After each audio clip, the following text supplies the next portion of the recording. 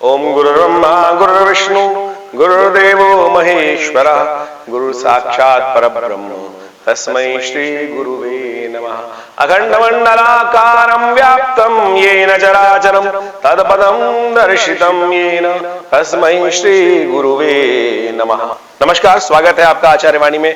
मैं आचार्य डॉक्टर विक्रमादित्य आपके साथ हूं। मीन राशि वालों के लिए कैसा रहेगा ग्रहों का योगायोग? मीन राशि वालों के लिए 1 अप्रैल से लेकर 10 अप्रैल के बीच में कौन से ग्रहों की उठापटक क्या कुछ देगी आपके साथ, ये आपको समझ लेना चाहिए। देखिए, ग्रहों का परिवर्तन हर क्षण होता है और देखिए, सबसे पहले हम बात करें तो 1 अप्रैल की, तो 1 अप्रैल के लिए ग्रहों का योगायोग दिखाता है कि आपके लिए जैसा दिन चलते हुए आ रहे थे वैसे रहेंगे। लेकिन एक बात समझ लें, बृहस्पति अस्त हो गए हैं और बृहस्पति आपकी राशि के अनुसार से विशेष तौर पर लग्न में चल रहे थे, आपके प्रभाव को बहुत सुंदर बना रखे थे और इस सुंदर प्रभाव में कहीं ना कहीं कमी आ सकती है। आपको एकदम लग सकता है कि जो लोग कल दोस्ती के साथ बात कर रहे थे आज कहीं आपसे थोड़ी सी कटने के योग बना रहे हैं। तो ऐसे में थोड़ा सा अपने आपको प्रैक्टिकल तैयार करते हुए काम करने का प्रयास करना चाहिए। अपने बाहुबल से, अपने ज्ञान से आप विजय अवश्य प्राप्त कर सकते हैं। इस बात को ध्यान रखते हुए काम करने का आपको प्रयास करना चाहिए।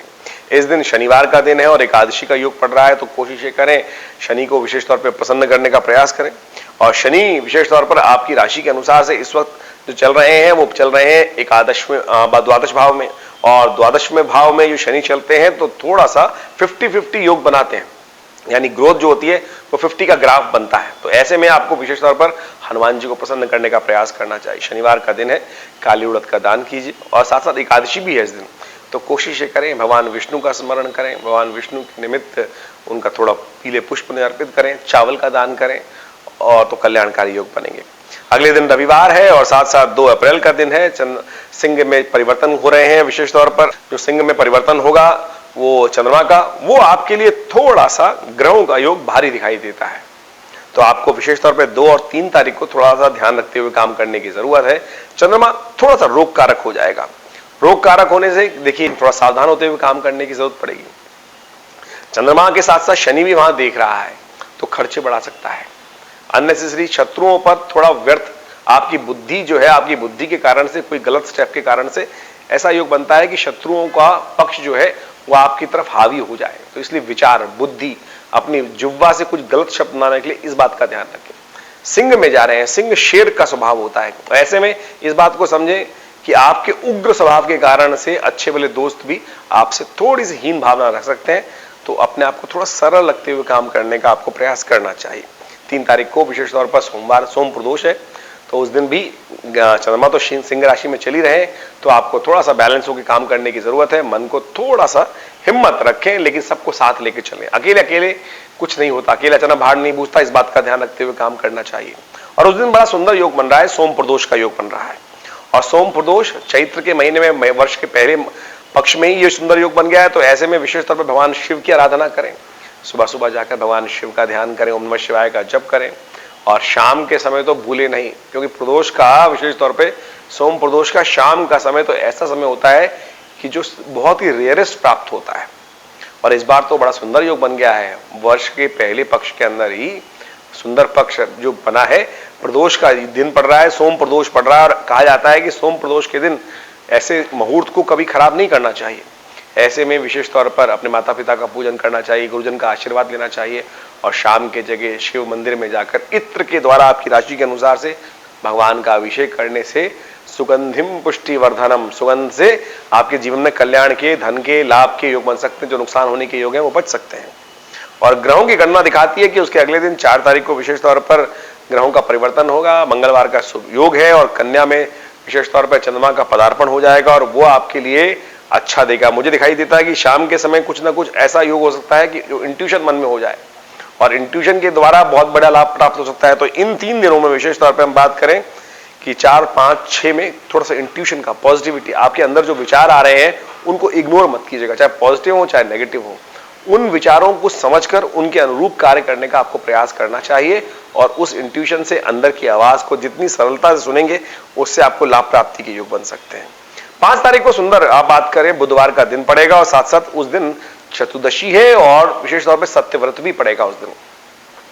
चतुर्दशी की शाम को पूर्णिमा का आगमन हो गया है, इसीलिए विशेष तौर पे सत्यव्रत का योग बन गया है। उस दिन तो आपको विशेष तौर पे भगवान विष्णु का स्मरण अवश्य करना चाहिए। और ग्रह तो दिखा ही रहे हैं कि जितने सरल रहेंगे, जितना आप अपने भगवान के साथ अपने आप को जोड़ेंगे, यानी सरलता से, उतना लाभ के योग बना सकते हैं। तो सुंदर तरह से आपको काम करने का प्रयास करना चाहिए।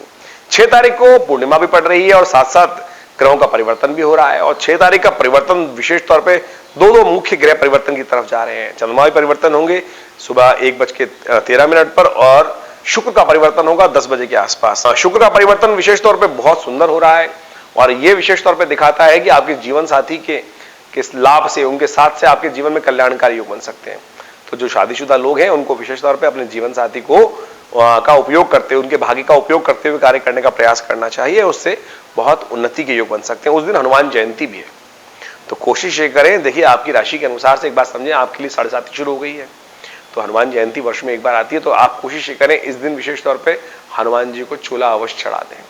हनुमान जी को चोला चढ़ाएं और साथ साथ हो सके तो हनुमान चालीसा का पाठ करें, सुंदरकांड का पाठ करें, अपने वजन के बराबर सतनाजी का दान करें। पूर्णिमा का दिन है तो बड़ा कल्याणकारी रहेगा, शनि के तमाम प्रभावों को दूर करने वाला रहेगा। देखिए, हनुमान चालीसा में एक बात आई है कि और देवता चित्त न धरहि, हनुमत से ही सर्व सुख करहि। तो आपको ध्यान रखना चाहिए, हनुमान जी से ही समस्त प्रकार के कष्ट दूर होंगे।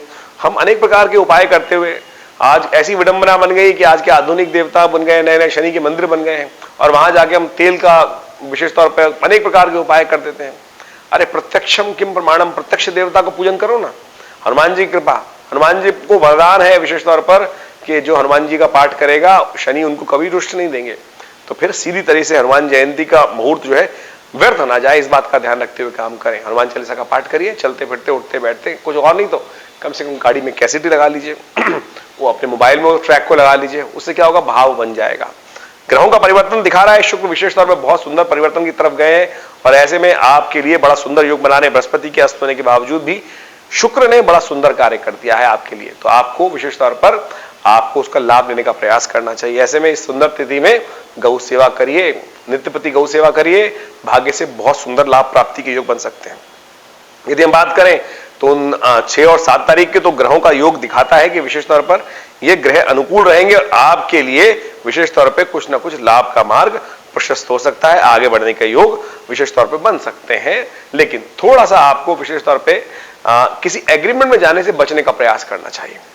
कोई आपको गलत तरह के एग्रीमेंट में बातचीत में, कमिटमेंट में फंसा सकता है, तो इस बात का ध्यान रखते हुए काम करना है। ये 6 और 7 तारीख का योग बन रहा है, विशेष तौर पे इन तारीखों में ध्यान रखते हुए आपको काम करना चाहिए इस बात का। नहीं तो कोई गलत कमिटमेंट कर आप बात में फंस जाएंगे और वहां कहीं ना कहीं कष्ट देने के योग बन सकते हैं। इसके बाद परिवर्तन का योग बनेगा। 9 की बात करें, 9 तारीख को सुबह 8 बजे चंद्रमा का परिवर्तन वृश्चिक राशि में होगा और चंद्रमा आपके भाग्य भाग में चले जाएंगे और वहां वो कहते हैं कि जितना धर्म में रहेंगे, धर्मात्मा रहेंगे, उतना ज्यादा आपको अच्छा रहेगा। सरलता मन में उदय करने का प्रयास करें, लेकिन एक बात का ध्यान रखिएगा, आपकी सरलता से कई बार लोग आपको नुकसान भी पहुंचा सकते हैं। तो सरल का मतलब ये कहीं नहीं होता कि आप बेवकूफ बन जाएं। सरलता का मतलब है आप अपने आप को धर्म की तरफ, परमात्मा की तरफ लगाने का प्रयास करें, धर्मात्मा बनने का प्रयास करें। लेकिन कोई आपको चातुर्य को न था, चतुर व्यक्ति भी धर्मात्मा होता है और भगवान का भक्त तो चतुर है ही, विद्यावान बहुत है ही वो। तो हनुमान जी के बारे में कहा गया विद्यावान ज्ञान गुण सागर, तो विद्यावान के साथ ज्ञान गुण सागर भी तो है आप। तो इस बात को साफ साफ दिखाई देता है। तो भक्त ये नहीं कि कहीं ना कहीं आप बन जाए तो कहीं कोई आपको बेवकूफ बना के, तो इस बात का ध्यान रखना है आपको, कहीं ना कहीं कोई आपके अपनी चाल चलकर आपको फंसाए ना, इस बात का ध्यान रखते हुए काम करने का प्रयास करते। ये थी ग्रहों की गणना। तो 10 दिन में आपके साथ क्या होने के योग है ये हमने आपको बताया, इसके अनुसार चलेंगे, उपाय करेंगे तो बहुत सुंदर रहेगा।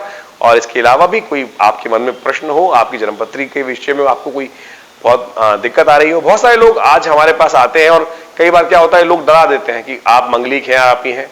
इन सब प्रश्नों को निदान हम इसी अपने चैनल के माध्यम से आपको देने का प्रयास कर रहे हैं। तो आप हमारे आश्रम से जुड़ सकते हैं। आइए विवेकानंद योग आश्रम में यज्ञ में सम्मिलित हो, बहुत सारे कार्यक्रम होते हैं आश्रम पर, उन सब में सम्मिलित होकर आप लाभ ले सकते हैं। और हमने हनुमान चालीसा विशेष तौर पर हनुमान जयंती वाले दिन सुंदरकांड का पाठ रखा है, तो आप उसमें भी सम्मिलित हो। धन्यवाद।